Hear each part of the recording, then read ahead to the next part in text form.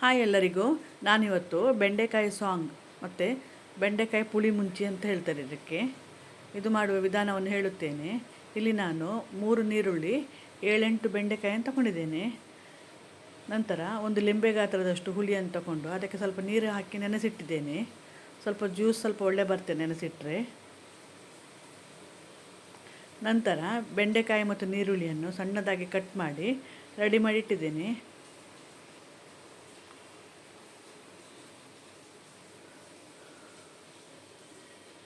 ನಂತರ ನೀರುಳ್ಳಿಗೆ ಸ್ವಲ್ಪ ತೆಂಗಿನೆಣ್ಣೆಯನ್ನು ಹಾಕಿ ಸಾಫ್ಟ್ ಆಗೋ ತನಕ ಫ್ರೈ ಮಾಡಬೇಕು.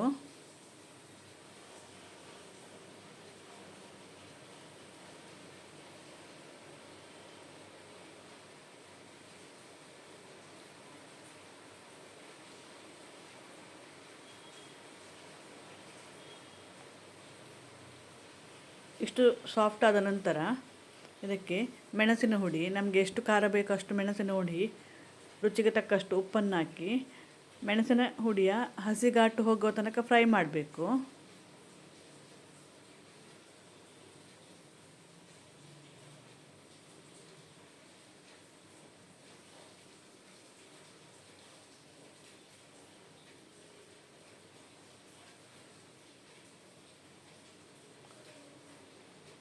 ನಂತರ ಇದಕ್ಕೆ ಹುಳಿಯ ನೀರನ್ನು ಹಾಕಬೇಕು, ಅದರ ಜ್ಯೂಸನ್ನು.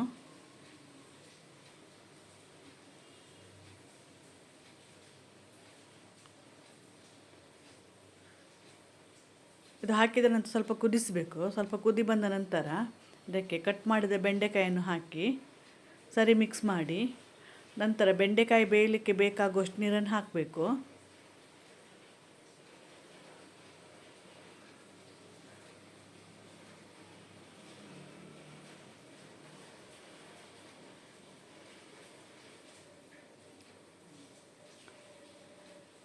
ನಂತರ ಮುಚ್ಚಳ ಮುಚ್ಚಿ 10 ನಿಮಿಷ ಬೇಯಿಸಬೇಕು.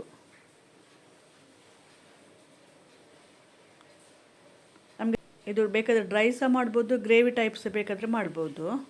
ನಿಮಗೆ ಈ ರೆಸಿಪಿ ಇಷ್ಟವಾದಲ್ಲಿ ಲೈಕ್, ಶೇರ್, ಸಬ್ಸ್ಕ್ರೈಬ್ ಮಾಡಿ.